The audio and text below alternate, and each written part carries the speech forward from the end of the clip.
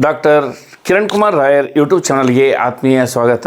ಸ್ನೇಹಿತರೆ, ಇವತ್ತಿನ ಈ ಒಂದು ವಿಡಿಯೋದಲ್ಲಿ ನಾನು BSc ಹಾಗೂ BCA 4ನೇ ಸೆಮಿಸ್ಟರ್ NEP ರಿವೈಸ್ಡ್ ಕರ್ನಾಟಕ ವಿಶ್ವವಿದ್ಯಾಲಯದ ಕನ್ನಡ ಪಠ್ಯಕ್ರಮದಲ್ಲಿ ಪರೀಕ್ಷೆಗೆ ಬರಬಹುದಾದಂಥ ಅತಿ ಸಂಭವನೀಯವಾದ 5 ಅಂಕಗಳು ಮತ್ತು 10 ಅಂಕಗಳ ಪ್ರಶ್ನೆಗಳನ್ನು ಯಾವ್ಯಾವ ರೀತಿಯಲ್ಲಿ ಕೇಳ್ತಾರೆ ಅನ್ನೋದನ್ನು ಈ ಒಂದು ವಿಡಿಯೋದಲ್ಲಿ ನಾನು ಮಾಡ್ತಾ ಇದ್ದೇನೆ. ಬನ್ನಿ ಸ್ನೇಹಿತರೆ, ಹಾಗಾದರೆ ಈ ಒಂದು ವಿಡಿಯೋನ ಪ್ರಾರಂಭಿಸೋಣ.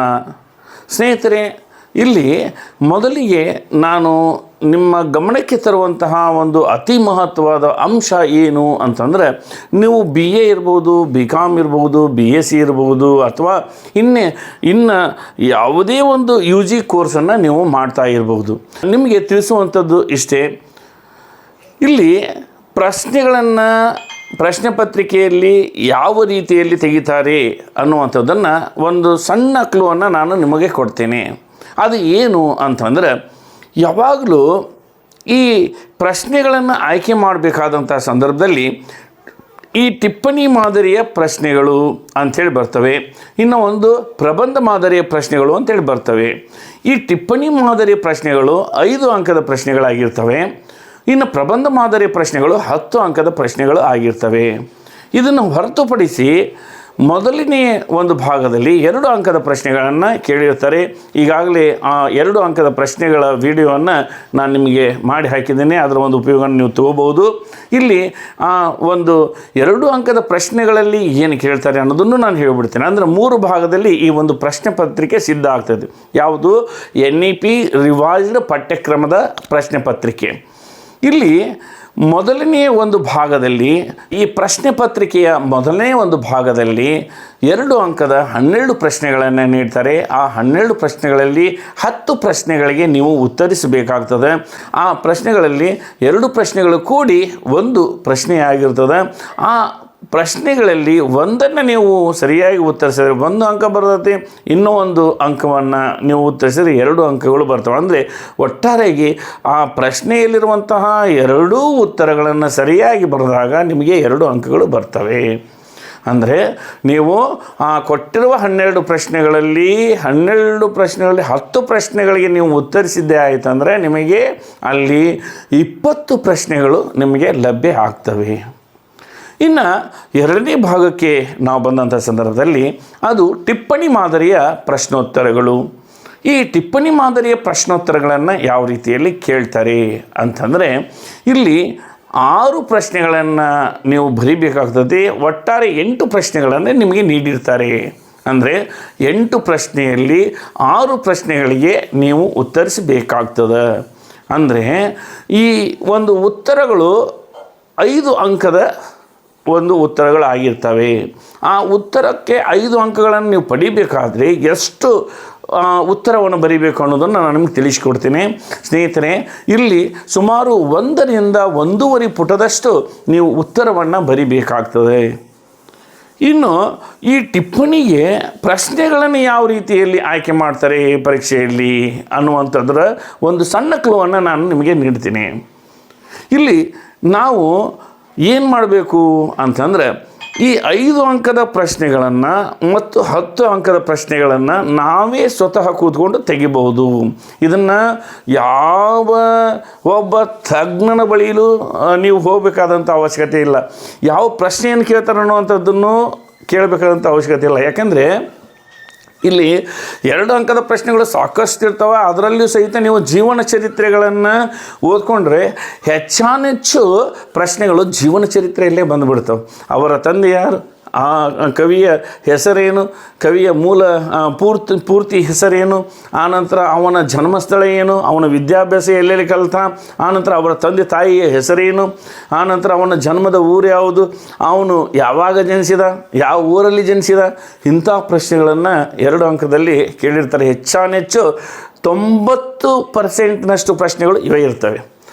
ಒಂದು ವೇಳೆ ಈ ಕಥೆಗಳಲ್ಲಿ ಮತ್ತು ಕಾವ್ಯಗಳಲ್ಲಿ ಯಾವಾದರೂ ಮಹತ್ವವಾದಂತಹ ಸಂಬಂಧಗಳಿಂದ ಕೂಡಿರುವಂತಹ ಒಂದಿಷ್ಟು ಪಾತ್ರಗಳು ಇದ್ದಂಥ ಸಂದರ್ಭದಲ್ಲಿ ಅವು 2 ಅಂಕಕ್ಕೆ ಕೇಳಲು ಯೋಗ್ಯ ಆಗಿರುವಂತಹ ಸಂದರ್ಭದಲ್ಲಿ ಅವುಗಳನ್ನು 2 ಅಂಕಕ್ಕೆ ಕೇಳುವಂಥ ಸಾಧ್ಯತೆಗಳು ಇದ್ದಾವೆ. ಆದರೆ ಪ್ರತಿಶತ ಪ್ರಶ್ನೆಗಳು ಜೀವನ ಚರಿತ್ರೆಯ ಮೇಲೆಯೇ ಇರ್ತವೆ ಅನ್ನೋದನ್ನು ನೀವು ತಲೆಯಲ್ಲಿ ಇಟ್ಕೋಬೇಕು. ಅದರ ಮೇಲೇ ಕೇಳಿರ್ತಾರೆ. ನೀವು ಟಿಪ್ಪಣಿಗೆ ಬಂದಂಥ ಸಂದರ್ಭದಲ್ಲಿ ಮತ್ತು ಪ್ರಬಂಧ ಮಾದರಿಯ ಪ್ರಶ್ನೆಗಳಿಗೆ ಬಂದಂಥ ಸಂದರ್ಭದಲ್ಲಿ ಪ್ರಶ್ನೆಗಳನ್ನು ತಗೋಬೇಕಾದ್ರೆ ಒಂದು ಮೆಥಡನ್ನು ಯೂಸ್ ಮಾಡಬೇಕು. ಯಾವುದು ಅಂದರೆ, ಒಂದು ಕಡೆಗೆ ಎಲ್ಲ ಪದ್ಯಗಳ ಹೆಸರುಗಳನ್ನು ನೀವು ಬರ್ಕೊತ ಹೋಗಿಬಿಡ್ರಿ. ಒಂದು ಬಿಡಲ್ದಂಗೆ ಈ ಪಠ್ಯಪುಸ್ತಕದಲ್ಲಿರುವಂತಹ ಎಲ್ಲ ಹೆಸರುಗಳನ್ನು ಬರ್ಕೊತ ಹೋಗಿಬಿಡ್ರಿ. ಆ ನಂತರ ಲೇಖಕರ ಪರಿಚಯಗಳು ಯಾವ್ಯಾವ ಅದಾವೋ ಆ ಪದ್ಯಗಳ ಕೆಳಗೆ ಬರ್ಕೊತ ಹೋಗಿಬಿಡ್ರಿ. ಆಯಿತಾ? ಇನ್ನು ಒಂದು ಕಡೆಗೆ ಪ್ರಬಂಧ ಮಾದರಿಯ ಪ್ರಶ್ನೋತ್ತರಗಳನ್ನು ನೀವು ಬರೀಬೇಕಾದ್ರೆ ಅಲ್ಲಿರುವಂತಹ ಪ್ರಬಂಧಗಳನ್ನು, ಸಣ್ಣ ಕಥೆಗಳನ್ನು, ಅನುವಾದ ಲೇಖನಗಳನ್ನು ಮತ್ತು ಈ ಇತರೆ ಯಾವ್ಯಾವ ಲೇಖನಗಳು ದೀರ್ಘವಾದಂಥವು ಆಗಿರ್ತಾವೋ ಅವುಗಳನ್ನೆಲ್ಲ ಒಂದು ಕಡೆಗೆ ಪಟ್ಟಿ ಮಾಡ್ಕೊತ ಬಂದುಬಿಡ್ರಿ. ಇಲ್ಲಿ ಈ ದೀರ್ಘವಾದಂತಹ ಲೇಖನಗಳೇನದವಲ್ಲ ಇವುಗಳನ್ನು ಸುಮಾರು 3ರಿಂದ 3.5 ಪುಟದಷ್ಟು ನಾವು ಈ ಸಾರಾಂಶವನ್ನು ಬರೆಯೋದಕ್ಕೆ ಸಾಧ್ಯ ಆಗ್ತದೆ. ಆ ಕಾರಣದಿಂದ ಈ ಒಂದು ಪ್ರಶ್ನೆಗಳನ್ನು ಅಂದರೆ 10 ಅಂಕದ ಪ್ರಶ್ನೆಗಳಿಗೆ ಪ್ರಬಂಧ, ಸಣ್ಣ ಕಥೆ ಮತ್ತು ಅನುವಾದ ಲೇಖನಗಳೇನಿರ್ತವೋ ಅವುಗಳ ಮೇಲೆ ಕೇಳಲಾಗ್ತದೆ. ಇನ್ನು 5 ಅಂಕದ ಪ್ರಶ್ನೆಗಳನ್ನು ಯಾವ ರೀತಿಯಲ್ಲಿ ಕೇಳ್ತಾರೆ ಅಂದರೆ, ಅದನ್ನು 1ರಿಂದ 1.5 ಪುಟದಷ್ಟು ಬರೆಯೋದಕ್ಕೆ ಸಾಧ್ಯ ಆಗಬೇಕು. ಅಂದರೆ ಅದರ ಏನು ಉತ್ತರವನ್ನು ಬರೆಯೋದಕ್ಕೆ ಸಾಧ್ಯ ಆಗಬೇಕು. ಅಂತಹ ಒಂದು ಲೇಖನವನ್ನು ಮತ್ತು ಈ ಕಾವ್ಯಗಳನ್ನು ಇಟ್ಕೊಂಡು ಪ್ರಶ್ನೆಯೇ ಕೇಳ್ತಾರೆ. ಹಾಗಾಗಿ ಇಲ್ಲಿ ಹೆಚ್ಚು 5 ಅಂಕದ ಪ್ರಶ್ನೆಗಳು ಕಾವ್ಯದ ಮೇಲೆ ಬರುವಂತಹ ಸಾಧ್ಯತೆಗಳು ಹೆಚ್ಚದವು. ಯಾಕಂತಂದ್ರೆ ಇವತ್ತಿನ ದಿನಗಳಲ್ಲಿ ಪಠ್ಯಕ್ರಮಕ್ಕೆ ಹಚ್ಚುವಂತಹ ಪದ್ಯಗಳನ್ನು ನಾವು ಅವಲೋಕಿಸಿದಾಗ ಸುಮಾರು 17ರಿಂದ 20 ಸಾಲುಗಳಲ್ಲಿ ಆ ಒಂದು ಪದ್ಯಗಳು ಇರುವಂಥದ್ದನ್ನು ನಾವು ಕಾಣ್ತೀವಿ. ಭಾಳ ಅಂದರೆ ಈ ಒಂದು 25ರಿಂದ 30 ಸಾಲುಗಳನ್ನು ಕೊಡ್ರಿ, ಅಂದ್ರೆ ಒಂದು ಪುಟದಷ್ಟು ಇರ್ತದೆ. ಇಲ್ಲಿ ಆ ಪದ್ಯದ ವಿಶ್ಲೇಷಣೆ ಏನು ಮಾಡಬೇಕಾದಾಗ 1ರಿಂದ 1.5 ಪುಟದಷ್ಟು ನಾವು ಅದನ್ನು ವಿಶ್ಲೇಷಣೆಯನ್ನು ಮಾಡ್ಬೋದು. ಆ ಒಂದು ಸಾಮರ್ಥ್ಯ ವಿದ್ಯಾರ್ಥಿಗಳಿರ್ತದೆ. ಅದನ್ನು ಮನಗಂಡು ಅಂದರೆ ಅಲ್ಲಿ ವಿಮರ್ಶಕನನ್ನು ತಲೆಯಲ್ಲಿ ಇಟ್ಕೊಂಡಲ್ಲ, ಒಬ್ಬ ವಿದ್ಯಾರ್ಥಿಯನ್ನು ತಲೆಯಲ್ಲಿ ಇಟ್ಕೊಂಡಾಗ ಆ ವಿದ್ಯಾರ್ಥಿ ಒಂದು ಪದ್ಯದ ಸಾರಾಂಶವನ್ನು ಕನಿಷ್ಠ 1ರಿಂದ 1.5 ಪುಟದಷ್ಟು ಬರಿಬೋದು ಅನ್ನುವಂತಹ ಒಂದು ಲೆಕ್ಕಾಚಾರದ ಮೇಲೆ ಇಲ್ಲಿ ಪದ್ಯಗಳನ್ನು 5 ಅಂಕದ ಪ್ರಶ್ನೆಗಳಿಗೆ ನೀಡಲಾಗ್ತದೆ. ಒಂದು ವೇಳೆ ಪದ್ಯಗಳು ಕಮ್ಮಿ ಇದ್ದು ಪ್ರಶ್ನೆಗಳು ಇಲ್ಲಿ ಜಾಸ್ತಿ ಬೇಕಾಗಿದ್ದು ಆ ಒಂದು ಸಂದರ್ಭದಲ್ಲಿ ಏನು ಮಾಡ್ತಾರೆ ಅನ್ನುವಂಥ ಪ್ರಶ್ನೆ ಸಹಜವಾಗಿ ನಿಮಗೆ ಮೂಡ್ತದೆ. ಆ ಸಂದರ್ಭದಲ್ಲಿ ಲೇಖಕರ ಪರಿಚಯಗಳನ್ನು ಈ ಟಿಪ್ಪಣಿ ಮಾದರಿ ಪ್ರಶ್ನೋತ್ತರಗಳಿಗೆ ನೀಡಲಾಗ್ತದೆ. ಅಂದರೆ ಆ ಲೇಖಕರ ಪರಿಚಯವನ್ನು ಇಲ್ಲಿ ಉತ್ತರವಾಗಿ ನೀವು ಬರೀಬೇಕಾಗ್ತದೆ. ಆ ಒಂದು ಉತ್ತರ 1ರಿಂದ 1.5 ಪುಟದಷ್ಟು ಬರಬೇಕಾಗ್ತದೆ. ಗೊತ್ತಾಯ್ತಾ? ಬಹುಶಃ ಸ್ನೇಹಿತರಿಗೆ ಇಲ್ಲಿ ಒಂದು ಮನವರಿಕೆ ಆಗಿರ್ಬೋದು. ಅಂದರೆ ಟಿಪ್ಪಣಿ ಮಾದರಿಯ ಪ್ರಶ್ನೋತ್ತರಗಳು ಹೆಚ್ಚಾನೆಚ್ಚು ಪದ್ಯಗಳ ಮೇಲೆ ಬರ್ತವೆ ಅನ್ನುವಂಥದ್ದು ನಿಮ್ಮ ತಲೆಯೊಳಗೆ ಬಂದಿರ್ಬೋದು. ಇಲ್ಲಿ ಯಾವುದೇ ಒಂದು ಕೋರ್ಸ BA ಇರ್ಬೋದು, BCom ಇರ್ಬೋದು, BSc ಇರ್ಬೋದು, BB ಇರ್ಬೋದು, ಅಥವಾ ಯಾವುದೇ UG ಕೋರ್ಸ್ನ ಒಂದು ಕನ್ನಡ ಪಠ್ಯ ಇದ್ರೂ ಇದನ್ನು ಮಾತ್ರ ನೀವು ತಲೆಯೊಳಗೆ ಇಟ್ಕೊಳ್ರಿ. ಪದ್ಯಗಳನ್ನು 5 ಅಂಕದ ಟಿಪ್ಪಣಿಗಳಿಗೆ ಕೇಳ್ತಾರೆ. ಮತ್ತು 5 ಅಂಕದ ಟಿಪ್ಪಣಿಗಳಿಗೆ ಪದ್ಯಗಳನ್ನು ಹೊರತುಪಡಿಸಿ ಜೀವನ ಚರಿತ್ರೆಗಳನ್ನು ಕೇಳ್ತಾರೆ ಅನ್ನುವಂಥದ್ದು ನೀವು ಮೊದಲು ತಲೆಯೊಳಗೆ ಇಟ್ಕೊಳ್ರಿ. ಎರಡನೇದ್ದು 10 ಅಂಕದ ಪ್ರಶ್ನೆಗಳು ಅಂದರೆ ಪ್ರಬಂಧ ಮಾದರಿಯ ಪ್ರಶ್ನೋತ್ತರಗಳಿಗೆ, ಅಂದರೆ 10 ಅಂಕದ ಪ್ರಶ್ನೋತ್ತರಗಳಿಗೆ ಇಲ್ಲಿ ಕತೆ ಮತ್ತು ಅನುವಾದ ಸಾಹಿತ್ಯ, ಇನ್ನು ಒಂದು ಪ್ರಬಂಧ ಸಾಹಿತ್ಯದ ಮೇಲೆ ಇಲ್ಲಿ ಪ್ರಬಂಧದ ಮೇಲೆ ಇಲ್ಲಿ ಏನು ಮಾಡಿರ್ತಾರೆ ಅಂತಂದರೆ ಈ ಒಂದು ದೀರ್ಘವಾದ ಉತ್ತರಗಳನ್ನು ಅಂದರೆ ಪ್ರಬಂಧ ಮಾದರಿ ಉತ್ತರಗಳನ್ನು ಬರೆಯೋದಕ್ಕೆ ಕೇಳ್ತಾರೆ ಅನ್ನೋದನ್ನು ನೀವು ತಲೆಯೊಳಗೆ ಇಟ್ಕೊಳ್ರಿ. ಬನ್ನಿ ಸ್ನೇಹಿತರೆ, ಹಾಗಾದರೆ ಇವತ್ತು ಈ ಒಂದು ವಿಡಿಯೋದಲ್ಲಿ ನಾನು BCA ಮತ್ತು BSc 4ನೇ ಸೆಮಿಸ್ಟರ್ NEP ರಿವೈಸ್ಡ್ ಕನ್ನಡ ಪಠ್ಯ ಕರ್ನಾಟಕ ವಿಶ್ವವಿದ್ಯಾಲಯದಲ್ಲಿ ಇರುವಂಥದ್ದು. ಇದನ್ನು ಯಾವ ರೀತಿಯಲ್ಲಿ ಒಂದು ಪ್ರಶ್ನೋತ್ತರವನ್ನು ಕೇಳ್ತಾರೆ ಅನ್ನೋದನ್ನು ನಾನು ನಿಮಗೆ ಇಲ್ಲಿ ಸಂಕ್ಷಿಪ್ತವಾಗಿ ತಿಳಿಸ್ಕೊಡ್ತೀನಿ. ಈ ಒಂದು ವಿಡಿಯೋ ನಿಮಗೆ ಉಪಯುಕ್ತವಾಗಲಿ ಅನ್ನುವಂತಹ ರೀತಿಯಲ್ಲಿ ನಾನು ಮಾಡಿರುವಂಥದ್ದಾಗಿದೆ. ಇದೇ ಒಂದು ಅಂತಿಮ ಪ್ರಶ್ನೋತ್ತರಗಳಲ್ಲ ಅನ್ನೋದನ್ನು ವಿದ್ಯಾರ್ಥಿಗಳು ತಲೆಯಲ್ಲಿಡಬೇಕು. ಇನ್ನು ಹೆಚ್ಚಿನ ಅಧ್ಯಯನವನ್ನು ಇಲ್ಲಿ ನೀವು ಮಾಡ್ಕೋಬೇಕು. ಇದು ಅತಿ ಸಂಭವನೀಯವಾದಂತಹ ಪ್ರಶ್ನೋತ್ತರಗಳು ವಿನಃ ಇವೇ ಫೈನಲ್ ಪ್ರಶ್ನೋತ್ತರಗಳು ಅಲ್ಲ ಅನ್ನೋದನ್ನು ನೀವು ತಲೆಯಲ್ಲಿಟ್ಟುಕೊಂಡು ಈ ಒಂದು ವಿಡಿಯೋವನ್ನು ನೋಡಿ ಹೆಚ್ಚಿನ ಅಧ್ಯಯನ ಮಾಡಿ. ಆದರೂ ಇವು ನಮ್ಮ ಒಂದು ಅನುಭವದ ಮೇರೆಗೆ ಇವು ಬರಬಹುದು, ಅಥವಾ ನಾವು ಇದನ್ನು ಅಧ್ಯಯನ ಮಾಡಬೇಕಾದಂಥ ಸಂದರ್ಭದಲ್ಲಿ ಇದು ಮಹತ್ವವಾದಂಥದ್ದು ಅನ್ನುವಂತಹ ಒಂದು ಕಲ್ಪನೆಯಿಂದ ನಾವು ಇಲ್ಲಿ ತಿಳಿಸಿ ಹೇಳ್ತಾ ಇರುವಂಥದ್ದು. ಆ ಒಂದು ಕಾರಣದಿಂದ ಇವು ಇಂಪಾರ್ಟೆಂಟ್ ಅಂತೇಳಿ ಇಟ್ಕೊಂಡು ಇದರ ಜೊತೆಗೇ ಇತರೆ ಪಠ್ಯಗಳನ್ನು ಸಹಿತ ನೀವು ಓದ್ಕೊಳ್ಳೋದನ್ನು ಮರಿಬಾರ್ದು ಅಂತ ಹೇಳ್ತಾ ಇವತ್ತಿನ ಈ ಪ್ರಶ್ನೋತ್ತರಗಳನ್ನು ಪ್ರಾರಂಭ ಮಾಡ್ತೇನೆ. ಬನ್ನಿ ಸ್ನೇಹಿತರೆ, ಹಾಗಾದರೆ ಇಲ್ಲಿ ಯಾವ ರೀತಿಯಲ್ಲಿ ನಾವು ಭಾಗ ಮಾಡ್ಕೊಂಡಿದ್ದೀವಿ ಅನ್ನೋದನ್ನು ಒಂದೊಂದಾಗಿ ಹೇಳ್ತಾ ಹೋಗ್ತೀನಿ. ಸ್ನೇಹಿತರೆ, ಈಗ ನಾವು ಪಠ್ಯಕ್ರಮವನ್ನು ಮುಂದೆ ಇಟ್ಕೋಬೇಕು. ಮೊದಲಿಗೆ ಅದರಲ್ಲಿ ಇರುವಂತಹ ಪದ್ಯಗಳು ಯಾವ್ಯಾವು ಅಂದರೆ ಈ BCA 4ನೇ ಸೆಮಿಸ್ಟರ್ದಲ್ಲಿರುವಂತಹ ಪದ್ಯ ಯಾವ್ಯಾವು ಅಂತಂದರೆ, ಒಂದನೆಯದ್ದು ಯಾರಪ್ಪ ಈತ ಎರ್ರ ಮಾರಪ್ಪ ತಾತ ಅನ್ನೋದು ಒಂದನೇ ಪದ್ಯ. ಎರಡನೇ ಪದ್ಯ ಜಮುನಿ ನೀನು ಯಾರು ಅನ್ನುವಂಥದ್ದು. ಮೂರನೆಯ ಒಂದು ಪದ್ಯ ನನ್ನ ಪ್ರೀತಿಯ ಹುಡುಗ ಅನ್ನುವಂಥದ್ದು ಮೂರನೆಯ ಪದ್ಯ ಆಗಿದೆ. ನಾಲ್ಕನೆಯ ಒಂದು ಪದ್ಯ ದೇಹ ಅನ್ನುವುದಾಗಿದೆ. ಇನ್ನು ಈ ಒಂದು ಪಠ್ಯದಲ್ಲಿ ಎಷ್ಟು ಪ್ರಶ್ನೆಗಳನ್ನು ನೀವು ಬರೀಬೇಕಾಗಿದೆ ಅಂದರೆ 6 ಪ್ರಶ್ನೆಗಳನ್ನು ಬರೀಬೇಕಾಗ್ತದೆ.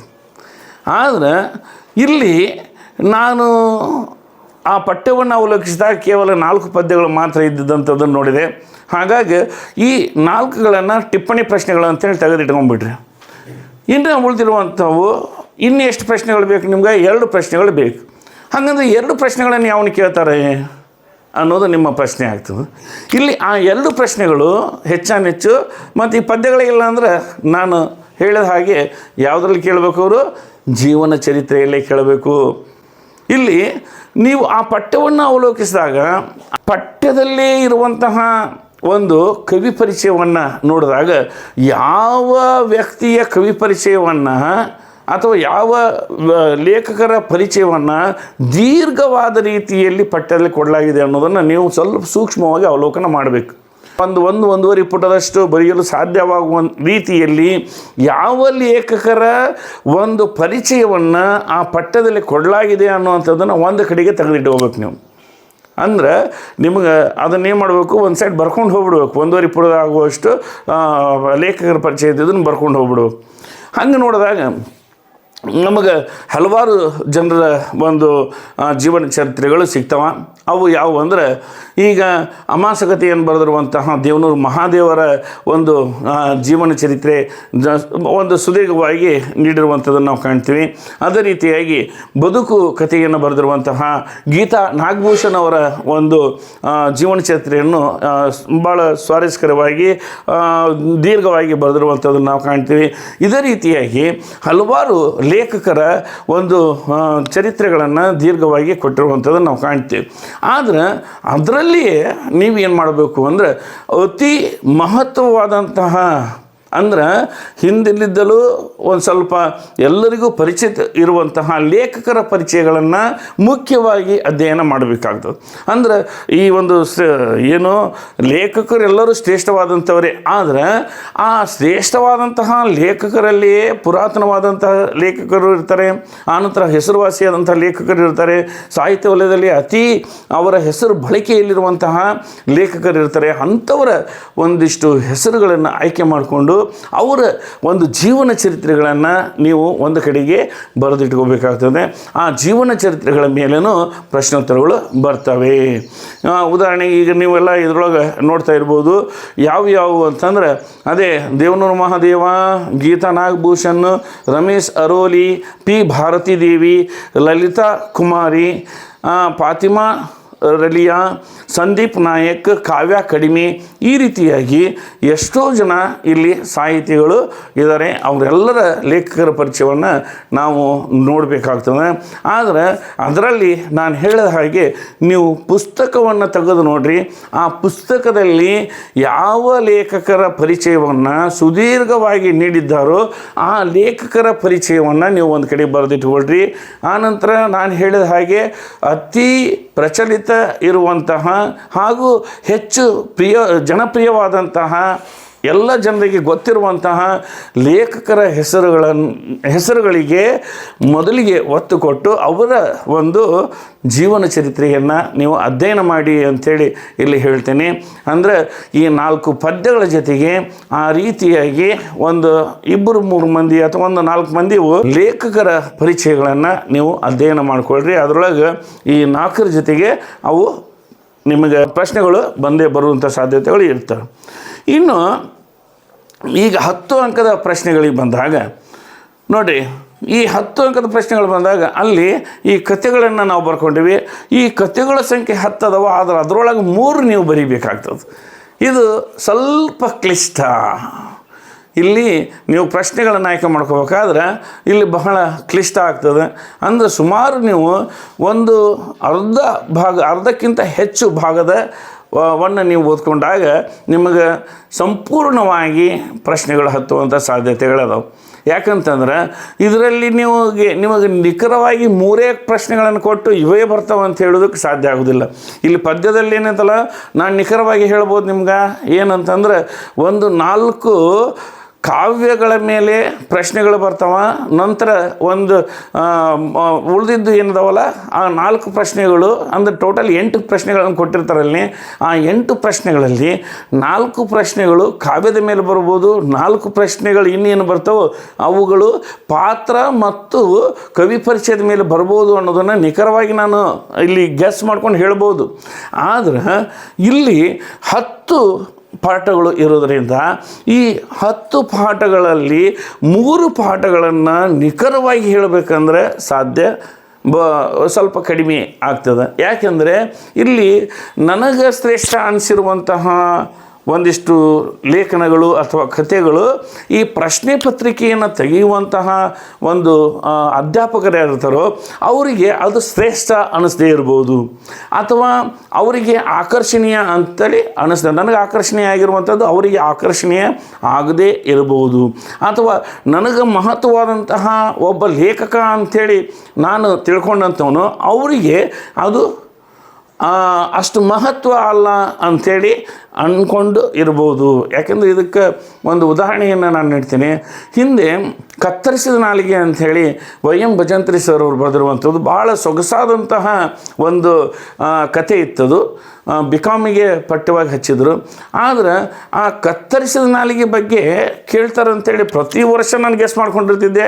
ಆದರೆ ಅದನ್ನು 1 ವರ್ಷವೂ ಆ ಒಂದು ಏನು ಪಠ್ಯದ ಅವಧಿ ಮುಗಿಯುವವರೆಗೂ 1 ವರ್ಷವೂ ಅದರ ಮೇಲೆ ದೀರ್ಘವಾದಂಥ ಪ್ರಶ್ನೆನೇ ಕೇಳಿಲ್ಲ. ಅಂದರೆ ಹಿಂಗೆ ಒಂದೊಂದು ಬಾರಿ ಏನಾಗ್ತವಪ್ಪ ಅಂದರೆ ನಾವು ಅಂದ್ಕೊಂಡಿರುವಂಥದ್ದು, ನಾವು ಅದು ಒಳ್ಳೆಯ ಕೃತಿ ಐತಿ, ಒಳ್ಳೆಯ ಕಥೆ ಐತಿ ಅಂತ ಅಂದ್ಕೊಂಡಿರುವಂಥದ್ದು ಇನ್ನೊಬ್ಬರಿಗೆ ಅದು ಒಳ್ಳೆಯ ಕಥೆ ಅನ್ನಿಸದೇ ಇರ್ಬೋದು. ಆ ರೀತಿಯಾಗಿ ಎಲ್ಲರ ಮನಸ್ಥಿತಿಗಳು ಒಂದೇ ರೀತಿಯಾಗಿರೋದಿಲ್ಲ. ಇಲ್ಲಿ ನಾನು ಯಾಕೆ ಈ ಒಂದು ಮಾತನ್ನು ಹೇಳ್ತಾ ಇದ್ದೀನಿ ಅಂದರೆ ಆ ಕಥೆ ಎಲ್ಲರ ಕಣ್ಣಲ್ಲಿಯೂ ನೀರು ಬರೆಸುವಂಥ ರೀತಿಯಲ್ಲಿತ್ತು, ಎಲ್ಲರ ಮನಸ್ಸನ್ನು ಸ್ಪರ್ಶ ಮಾಡುವಂಥ ರೀತಿಯಲ್ಲಿತ್ತು. ಆದರೂ ಆ ಒಂದು ಪ್ರಶ್ನೆಯ ಬಗ್ಗೆ, ಆ ಒಂದು ಕಥೆಯ ಬಗ್ಗೆ ಪ್ರಶ್ನೆಯನ್ನು ಒಮ್ಮೆನೂ ಕೇಳದೇ ಇರುವಂಥದ್ದು ಬಹಳ ಶೋಚನೀಯವಾದಂಥದ್ದು ಅಂತ ಹೇಳ್ಬೋದು. ಅದಕ್ಕೆ ಇಲ್ಲಿ ನಾನೇನು ಹೇಳ್ತೇನೆ ಅಂದರೆ ಈ 10 ಕಥೆಗಳಲ್ಲಿ ಯಾವುದು ಮಹತ್ವ ಅಂಥೇಳಿ ತಿಳ್ಕೊಬೇಕಾದ್ರೆ ಭಾಳ ಕಷ್ಟ ಸಾಧ್ಯ.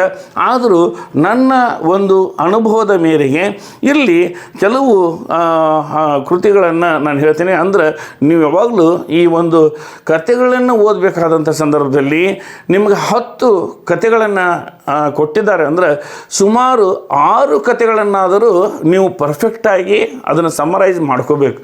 ಆ 6 ಕಥೆಯನ್ನು ನೀವು ಮಾಡ್ಕೊಂಡಿದ್ದಾಯ್ತಂದ್ರೆ ಅದರಲ್ಲಿ ನಿಮಗೆ 3 ಕಥೆಗಳು ನಿಖರವಾಗಿ ಪರೀಕ್ಷೆಯಲ್ಲಿ ಹತ್ತವು ಅಂಥೇಳಿ ನಾನು ಇಲ್ಲಿ ಹೇಳ್ತೀನಿ. ಯಾಕಂದರೆ ಒಂದು 4 ಪಾಠಗಳನ್ನು ನೀವು ಬಿಟ್ಟರೆ ಅಲ್ಲೇನು ಅಂಥ ಒಂದು ದೊಡ್ಡ ಅಪವಾದ ಆಗೋದಿಲ್ಲ. ಆ 6ರಲ್ಲಿ 3 ಪ್ರಶ್ನೆಗಳು ನಿಮಗೆ ಹತ್ತವು ಅಂಥೇಳಿ ನಾನು ಇಲ್ಲಿ ಹೇಳೋದಕ್ಕೆ ಬಯಸ್ತೀನಿ.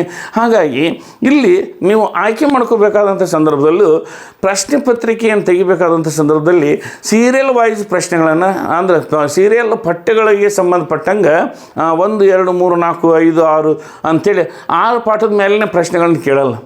ಇಲ್ಲಿ ಏನಾಗ್ತದೆ ಅಂದರೆ ಸ್ವಲ್ಪ ಆ ಲೇಖಕರು ಏನು ಮಾಡ್ತಿರ್ತಾರೆ ಅಂದರೆ ವಿದ್ಯಾರ್ಥಿಗಳಿಗೆ ಒಂದು ಪ್ರಶ್ನೆಯನ್ನು ಮೊದಲನೇ ಪಾಠದ ಒಂದು ಪ್ರಶ್ನೆ ಕೇಳಿದರೆ ಒಂದು ಪಾಠವನ್ನು ಬಿಟ್ಟು 2ನೇ ಪ್ರಶ್ನೆ ಕೇಳೋದು, ಅಥವಾ ಇನ್ನೊಂದು 2 ಪಾಠ ಬಿಟ್ಟು 3ನೇ ಪ್ರಶ್ನೆ ಕೇಳೋದು. ಹಿಂಗೆ ಅಲ್ಲಿ ಏನು ಮಾಡ್ತಾರೆ, ಸಿಕ್ವೆನ್ಸಿಯಾಗಿ 1 2 3 4 ಪಾಠಗಳನ್ನ ಇಟ್ಕೊಂಡು ಪ್ರಶ್ನೆಗಳನ್ನ ಕೇಳಿದೆ ಒಂದು ಪಾಠ ಕೇಳಿ ನೆಕ್ಸ್ಟು ಗ್ಯಾಪ್ ಮಾಡಿ ನಂತರ ಪಾಠದ ಬಗ್ಗೆ ಇಲ್ಲಿ ಪ್ರಶ್ನೆಯನ್ನು ಕೇಳುವಂಥದ್ದು, ಅಥವಾ ನಡುಕಿರುವಂತಹ ಒಂದು ಪಾಠದ ಬಗ್ಗೆ ಪ್ರಶ್ನೆಯನ್ನು ಕೇಳೋದು, ಈ ರೀತಿ ಕ್ರಿಯೆ ಅಲ್ಲಿ ನಡೀತಿರ್ತಾ ಇದೆ. ಆ ಒಂದು ಕಾರಣದಿಂದ ನೀವೇನು ಮಾಡಬೇಕು ಅಂತಂದರೆ ಒಮ್ಮೆ ಎಲ್ಲ ಪಾಠಗಳನ್ನು ಕಣ್ಣಾಡಿಸ್ಬೇಕು. ಆ ಕಣ್ಣಾಡಿಸಿದಂಥ ಸಂದರ್ಭದಲ್ಲಿ ನಿಮಗೆ ಗೊತ್ತಾಗ್ತದೆ ಏನಂತ, ಈ ಒಂದು ಪಾಠದ ಬಗ್ಗೆ ನಿಮಗೆ ಪ್ರಶ್ನೆಯನ್ನು ಕೇಳ್ಬೋದು ಅಂಥೇಳಿ ಯಾರು ಹೇಳೋದು ಬೇಕಾಗಿಲ್ಲ, ನಿಮ್ಮ ತಲೆ ಒಳಗೆ ಬಂದ್ಬಿಡ್ತದೆ. ಒಂದು ವೇಳೆ ನೀವೇನಾದರೂ ರೆಗ್ಯುಲರ್ ಆಗಿ ನೀವು ಕಾಲೇಜ್ನಲ್ಲಿ ಕುಂತಿದ್ದೆ ಆಯ್ತಂದ್ರೆ, ನೀವು ರೆಗ್ಯುಲರಾಗಿ ಕಾಲೇಜ್ನಲ್ಲೇ ಕುಂತಿದ್ದೆ ಆಯ್ತಂದ್ರೆ, ಕಾಲೇಜಿನಲ್ಲಿ ಅಧ್ಯಾಪಕರು ಪಾಠ ಮಾಡಬೇಕಾದಂಥ ಸಂದರ್ಭದಲ್ಲೇ ನಿಮಗೆ ಗೊತ್ತಾಗ್ತದೆ ಈ ಪಾಠ ಪರೀಕ್ಷೆಗೆ ಬರುವಲ್ಲೂ ಯೋಗ್ಯ ಐತಿ, ಈ ಒಂದು ಪ್ರಶ್ನೆಯನ್ನು ಕೇಳ್ತಾರೆ ಅನ್ನೋದು ನಿಮಗೆ ಗೊತ್ತಾಗ್ತದೆ. ಒಂದು ವೇಳೆ ಏನೋ ಅನಾನುಕೂಲದಿಂದ ಇರೆಗ್ಯುಲರ್ ಆಗಿದ್ರಿ ಅಥವಾ ಪಾಠಗಳಿಗೆ ಹಾಜರಾಗೋದಕ್ಕಾಗಿದ್ದಿಲ್ಲ ಅಂತಂದರೆ ಒಮ್ಮೆ ನೀವು ಎಲ್ಲ ಪಾಠಗಳನ್ನ ಕಣ್ಣಾಡಿಸಿದಾಗ ಈ ಒಂದು ಪಾಠದ ಬಗ್ಗೆ ಪ್ರಶ್ನೆಯನ್ನು ಕೇಳಬಹುದು ಅಂಥೇಳಿ ನಿಮ್ಮ ಗಮನಕ್ಕೆ ಬರ್ತದೆ. ಆಗ ಆ ಪ್ರಶ್ನೆಯನ್ನು ನೀವು ಒಂದು ಕಡೆಗೆ ತೆಗೆದು ಒಂದು 6 ಕಥೆಗಳನ್ನು ಅಧ್ಯಯನ ಮಾಡಿಕೊಡ್ರಿ ಅಂತ ಹೇಳ್ತೀನಿ. ಇದರೊಳಗೆ ನೀವು ನೋಡ್ತಾ ಇರ್ಬೋದು, ಅಮಾಸ ಅಂಥೇಳಿ ಇದೆ. ಈ ದೇವನೂರು ಮಹಾದೇವರು ಅಮಾಸನನ್ನು ಕುರಿತು ಬರೆದಿರುವಂಥ ಒಂದು ಕಥೆ ಇದಾಗಿದೆ. ಇಲ್ಲಿ ದೇವನೂರು ಮಹಾದೇವರು ಅಮಾಸ ಅನ್ನುವಂತಹ ಕಥೆಯಲ್ಲಿ ಅಮಾಸ ಅನ್ನುವಂಥ ಒಬ್ಬ ವ್ಯಕ್ತಿಯನ್ನು ಕೇಂದ್ರವಾಗಿ ಇಟ್ಟುಕೊಂಡು ಈ ಸಮಾಜದಲ್ಲಿ ಒಂದಿಷ್ಟು ಸಮುದಾಯವನ್ನು ಯಾವ ರೀತಿಯಲ್ಲಿ ಶೋಷಣೆಗೆ ಒಳಪಡಿಸ್ತಾರೆ ಅನ್ನುವಂತಹ ಒಂದು ನಿಟ್ಟಿನಲ್ಲಿ ಹೇಳಿರುವಂಥ ಒಂದು ಕಥೆ ಇದಾಗಿದೆ. ಇದು ಹೃದಯ ಸ್ಪರ್ಶಿಯಾಗಿರುವಂತಹ ಒಂದು ಕಥೆ ಅಂತೇಳಿ ಹೇಳ್ಬೋದು. ಇದೇ ರೀತಿಯಲ್ಲಿ ಹಲವಾರು ಕಥೆಗಳು ಇಲ್ಲಿ ಬರೆಯುವಂಥವನ್ನ ನಾವು ಕಾಣ್ತೇವೆ. ಇದರಲ್ಲಿ ಇನ್ನೂ ಒಂದು ಹೆಚ್ಚು ನಾವು ನೋಡಿದಾಗ ಈ BSc ಪಠ್ಯಕ್ರಮದಲ್ಲಿ ಅನುವಾದ ಕಥೆಗಳು ಜಾಸ್ತಿ ಇರೋದರಿಂದ ಮೂಲ ಕಥೆಗಳು ಯಾವುದಲ್ಲ ಅದ್ರ ಕಡೆಗೆ ಸ್ವಲ್ಪ ನಾವು ಗಮನ ಕೊಡಬೇಕು ಅಂತೇಳಿ ಹೇಳ್ತೀನಿ. ಯಾಕಂದರೆ ಈ ಕನ್ನಡದವರಿಗೆ ಕನ್ನಡದ ಬಗ್ಗೆನೇ ಹೆಚ್ಚು ಅಭಿಪ್ರಾಯ ಇರ್ತದೆ ಅಂತೇಳಿ ಹೇಳ್ಬೋದು. ಆ ಒಂದು ಕಾರಣದಿಂದ ಇಲ್ಲಿ ನಾವು ಮೂಲ ಒಂದು ಕೃತಿಗಳು ಅಂದರೆ 3 ಲೇಖಕರು ಬರೆದಿರುವಂತಹ ಕಥೆಗಳೇನದವಲ್ಲ ಅವುಗಳ ಕಡೆಗೆ ಹೆಚ್ಚು ಒಲವನ್ನು ತೋರಿಸಿ ನಾವು ಅಧ್ಯಯನ ಮಾಡಬೇಕು. ಅದ್ರ ಜೊತೆಗಿನ ಇತರೆ ಏನು ಪಠ್ಯಗಳದವು ಅವು ಸಹಿತ ಅನುವಾದಗೊಂಡಿದ್ರೂ ಬಹಳ ಆಕರ್ಷಣೀಯವಾಗಿರ್ತವೆ. ಅಂಥ ಪಠ್ಯಗಳು ಇಲ್ಲಿ ನಮಗೆ ನೋಡೋದು ಸಿಗ್ತವೆ. ಅವುಗಳನ್ನು ಸಹಿತ ನಾವು ನೋಡಬೇಕಾಗ್ತದೆ. ಅವುಗಳಲ್ಲಿ ಯಾವ ರೀತಿಯಾದಂಥ ಪ್ರಶ್ನೆಗಳನ್ನು ಕೇಳ್ಬೋದು ಅಂತಂದರೆ, ಈಗ ಬದುಕು ಅಂಥೇಳಿದೆ, ಆ ಬದುಕಿನ ಜೀವನ ಚಿತ್ರವನ್ನೇ ಕಟ್ಟಿಕೊಟ್ಟಿರುವಂತಹ ನಾಗಭೂಷಣ್ ಅವರ ಒಂದು ಸಣ್ಣ ಕಥೆಯದು, ಆ ಗೀತಾ ನಾಗಭೂಷಣ್ ಅವರು ಬರೆದಿರುವಂಥದ್ದು, ಅದನ್ನು ನಾವು ಅಧ್ಯಯನ ಮಾಡಬೇಕಾಗ್ತದೆ. ಇನ್ನು ಇದಾದ ನಂತರ ನಾ ಹೇಳಿದ್ನಲ್ಲ, ಈ ಪ್ರಶ್ನೆಯನ್ನು ಆಯ್ಕೆ ಮಾಡ್ಕೋಬೇಕಾದ್ರೆ ಒಂದೊಂದು ಗ್ಯಾಪ್ ಮಾಡಿ ನಾವು ಮಾಡ್ಕೊಳ್ಳೋದ್ರಿಂದ ನಮ್ಗೆ ಎಲ್ಲ ಪ್ರಶ್ನೆಗಳನ್ನು ಟಚ್ ಮಾಡೋದಕ್ಕಾಗ್ತದೆ. ಸುಮಾರು ಒಂದು 5 ರಿಂದ 6 ಪ್ರಶ್ನೆಗಳನ್ನು ನಾನು ಇಲ್ಲಿ ಅತಿ ಇಂಪಾರ್ಟೆಂಟ್ ಅಂತೇಳಿ ಇಟ್ಕೊಂಡಿದ್ದೀನಿ. ಅವುಗಳು ಯಾವುವು ಅನ್ನೋದನ್ನು ಇಲ್ಲಿ ಹೇಳ್ಬಿಡ್ತೀನಿ ಕೇಳಿ. ಯಾಕಂದರೆ ಈ ಒಂದು ವಿಷಯದ ಕುರಿತು ಮಾತಾಡ್ತಾ ಹೋದಂತೆಲ್ಲ ವಿಡಿಯೋ ಭಾಳ ಲೆಂದಿ ಆಗ್ತದೆ. ಆ ಒಂದು ಕಾರಣದಿಂದ ಇಲ್ಲಿ ನಾನು ಯಾವ ಇಂಪಾರ್ಟೆಂಟ್ ಅನ್ನೋದನ್ನು ನನ್ನ ಪ್ರಕಾರ ನಾನು ಹೇಳ್ತೀನಿ, ಅವುಗಳನ್ನು ಅಧ್ಯಯನ ಮಾಡಿ. ಇಲ್ಲಿ ಅಮಾಸ ಅನ್ನುವಂಥದ್ದು ದೇವನೂರು ಮಹಾದೇವರು ಬರೆದಿರುವಂಥ ಒಂದು ಕತೆ. ಇದರ ಬಗ್ಗೆ ಸಾರಾಂಶವನ್ನು ಕೇಳಲಾಗ್ತದೆ. ಆ ಒಂದು ಸಾರಾಂಶವನ್ನು ನೋಡ್ಕೊಳ್ರಿ. 2ನೇದು ಬದುಕು ಅನ್ನುವಂಥದ್ದು ಗೀತಾ ನಾಗಭೂಷಣ್ ಅವರು ಬರೆದಿರುವಂತಹ ಒಂದು ಸಣ್ಣ ಕಥೆ. ಈ ಸಣ್ಣ ಕಥೆಯ ಒಂದು ಸಾರಾಂಶವನ್ನು ನೀವು ನೋಡ್ಕೊಳ್ರಿ ಅಂಥೇಳಿ ಇಲ್ಲಿ ಹೇಳ್ತೀನಿ. ಇದು ಆದ ನಂತರ ಈ ಮೃಣ್ಮಯನಾದ ಅಂಥೇಳಿ ಓಲ್ಗಾ ಅನ್ನುವಂಥವ್ರು ಬರೆದಿರುವಂಥದ್ದು. ಇದರಲ್ಲಿ ರಾಮಾಯಣದ ಒಂದು ಸನ್ನಿವೇಶ ಬರ್ತವ. ಆ ಒಂದು ರಾಮಾಯಣದ ಸನ್ನಿವೇಶ ಇಲ್ಲಿ ಯಾವ ರೀತಿಯಾಗಿ ಮೂಡಿ ಬಂದಿದೆ ಅನ್ನುವಂಥದ್ದನ್ನು ಕುರಿತು ಬರೆದಿರುವಂಥ ಬರುವಂಥದ್ದು. ಹಾಗಾಗಿ ಈ ರಾಮಾಯಣದ ಕಥೆಯನ್ನು ನೀವು ಮೃಣ್ಮಯನಾದದಲ್ಲಿ ಓದ್ತೀರಿ. ಅದಕ್ಕೆ ಈ ಒಂದು ಪಾಠದ ಸಾರಾಂಶವನ್ನು ಸಹಿತ ನೀವು ಬರೀಬೇಕಾಗ್ತದೆ. ಇದನ್ನು ಒಂದು ನೋಡಿಕೊಳ್ರಿ. ಈಗ 3 ಕ್ವಶನ್ ಆಯಿತು. ಇನ್ನು ಬರುವಂಥದ್ದು ಪಿ ಲಂಕೇಶ್ ಅನ್ನುವಂಥವ್ರು. ಇವರು ಒಳ್ಳೆಯ ಹೆಸರನ್ನು ಗಳಿಸಿರುವಂತಹ ಒಬ್ಬ ಲೇಖಕ. ಆನಂತರ ತಮ್ಮದೇ ಆದಂಥ ಒಂದು ಪತ್ರಿಕೆಯನ್ನು ಪ್ರಾರಂಭ ಮಾಡಿ ಅವರು ಒಳ್ಳೆಯ ನಾಡಿಗೆ ಪರಿಚಿತರಾದಂತಹ ಒಬ್ಬ ಲೇಖಕರು ಅಂತೇಳಿ ಹೇಳ್ಬೋದು. ಇವರು ಬರೆದಿರುವಂತಹ ಸಣ್ಣ ಕಥೆಗಳು ಸಹಿತ ಬಹಳ ಪ್ರತಿಷ್ಠಿತವಾದಂತಹ ಒಂದಿಷ್ಟು ಕಥೆಗಳಾಗಿದ್ದಾವೆ. ಆ ಕಾರಣದಿಂದ ಇವರು ಬರೆದಿರುವಂತಹ ನಾಣಿಕೆ ಬರೆಯುತ್ತೇನೆ ಅನ್ನುವಂತಹ ಒಂದು ಕಥೆಯ ಒಂದು ಸಾರಾಂಶವನ್ನು ನೀವು ನೋಡ್ಕೊಳ್ರಿ ಅಂತೇಳಿ ಇಲ್ಲಿ ಹೇಳ್ತಾ ಇದ್ದೀನಿ.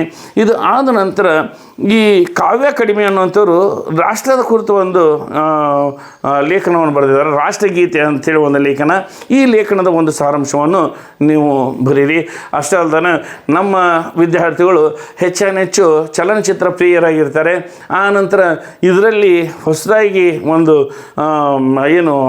ಚಲನಚಿತ್ರದ ವಿಮರ್ಶೆಯನ್ನು ಕುರಿತು ಹೇಳಿರುವಂತಹ ಒಂದು ಲೇಖನ, ಮುಂಗಾರು ಮಳೆ ಚಲನಚಿತ್ರದ ಕುರಿತು ಹೇಳಿರುವಂತಹ ಒಂದು ಲೇಖನ. ಈ ಲೇಖನವನ್ನು ಸಂದೀಪ್ ನಾಯಕ್ ಅನ್ನುವಂಥವ್ರು ಬರೆದಿದ್ದಾರೆ. ಈ ಲೇಖನದ ಒಂದು ವಿಮರ್ಶೆಯನ್ನು ಸಹಿತ ನೀವು ಓದ್ಕೊಳ್ರಿ ಅಂಥೇಳಿ ಇಲ್ಲಿ ಹೇಳ್ತಾ ಇದ್ದೀನಿ. ಇವು ಒಂದು 6 ಪ್ರಶ್ನೆಗಳು ನಿಮ್ಮ ಒಂದು ಪರೀಕ್ಷೆಗೆ ಅತಿ ಸಂಭವನೀಯವಾಗಿ 10 ಅಂಕಕ್ಕೆ ಬರುವಂಥ ಪ್ರಶ್ನೆಗಳಾಗಿದ್ದಾವೆ ಅಂತೇಳಿ ನಾನು ಇಲ್ಲಿ ಹೇಳ್ತೀನಿ. ಇವು 6 ನೀವು ಓದ್ಕೊಂಡ್ರೆ ಇದರಲ್ಲಿ ಒಂದು 3 ಆದರೂ ಇವು ಟಚ್ ಆಗ್ತಾವೆ ಅಂಥೇಳಿ ನಾನು ಹೇಳ್ತಾ ಇವತ್ತಿನ ಈ ಒಂದು ವಿಡಿಯೋನ ಇಲ್ಲಿಗೆ ಮುಗಿಸ್ತಾ ಇದ್ದೀನಿ. ಜೈ ಹಿಂದ್, ಜೈ ಕರ್ನಾಟಕ.